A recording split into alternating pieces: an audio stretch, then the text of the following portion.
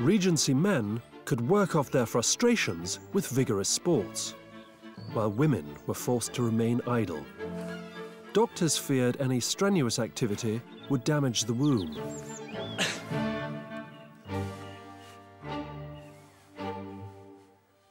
The gentleman's personal trainer, Mr. Dean, is putting them through a fitness regime that includes a popular obsession of the age, purging. So, today we're going to give you an emetic, which will make you sick, thus aiding your fitness.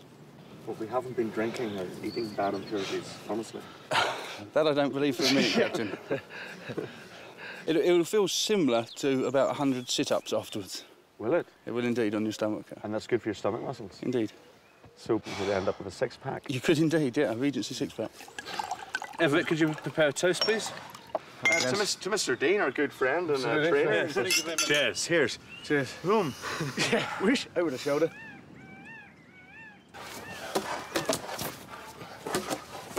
How many times do we do this? We're going to do 30, gentlemen. What are you trying to do, make us sick or something?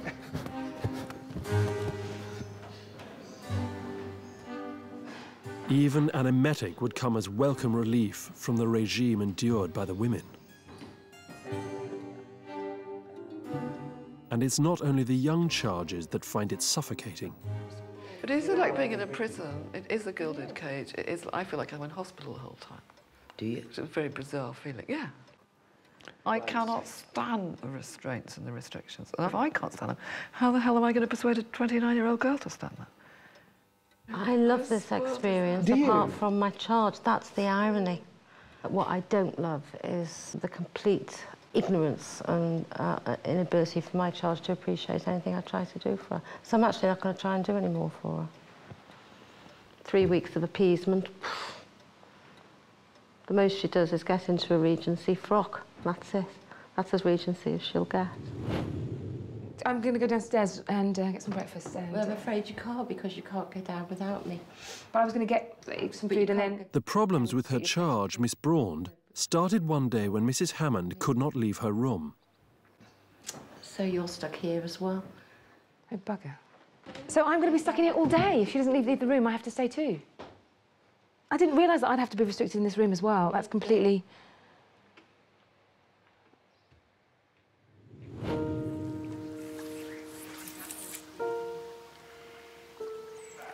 The hermit was in good spirits. Things got worse with Mrs. Hammond's zealous efforts at matchmaking, most recently with master of the house, Mr. Gorrell Barnes. I say no and she doesn't listen to me, and I have to do what she says, and she just grabs my arm and we're off and we're parading around and she's going, oh my God, that's him. You know, stand up straight, look at him. You know, he might fancy you and that'll be great.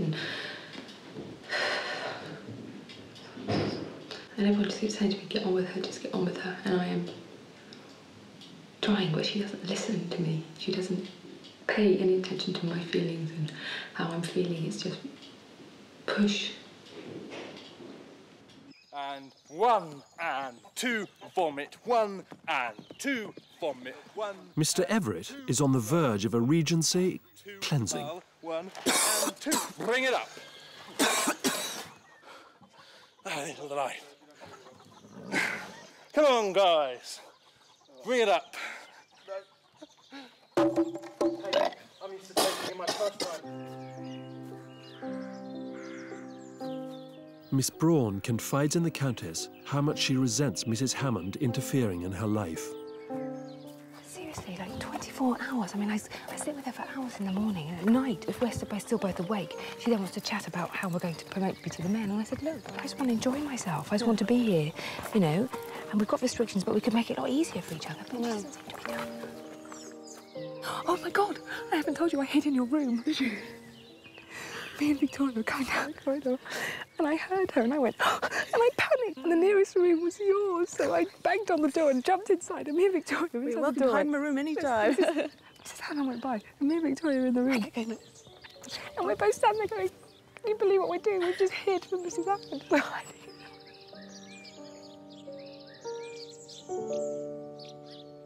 Later that day, the conflict comes to a head. Mrs. Hammond kept grabbing me. He kept grabbing me. I didn't know that. It was like, go to bed. Go to bed. and Lisa just went, no, I'm not going to bed until we've sorted this out. And Mrs. Rogers just turned round and belted her. What can I possibly have done to provoke that? Tensions between Miss Braund and Mrs. Hammond have erupted into a violent row. It was like full-on screaming from the first floor, and so we kind of rushed out to the chapel area, trying to hear what was going on, and it was pretty clear that it was Mrs. Hammond and Miss Braund after a while, and they were really laying into each other, you know, saying, "I can't live with this." She just kept grabbing me, and the other girls all interceded and were telling her to back off. No, I'm not having it. I'm not having it. Then the hostess, Mrs. Rogers, tried to take control with disastrous results.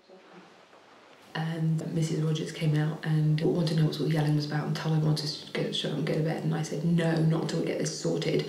And she whacked me. Mrs. Rogers just turned round and went, no, she's not. You could suddenly hear Gorrell Barnes' voice from downstairs going, "Right, stop that, all of you, now, in the terrace room. I want to talk to all of you, now." The footman told me there was something going on, so I came and got involved in it. Mr. Gorrell Barnes does what no Regency man would do and intervenes in the women's argument.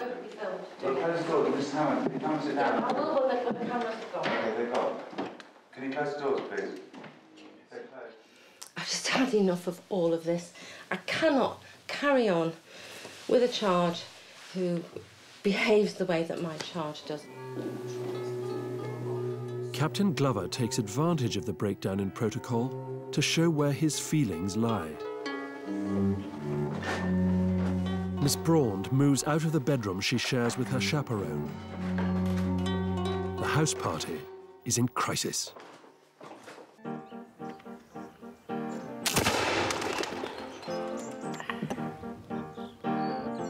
The morning after the row, and the Countess and Miss Hopkins work out their frustrations by shooting pistols. It shows their assets to advantage. But it's a treat only higher-ranking women are allowed, strictly off-limits to the others.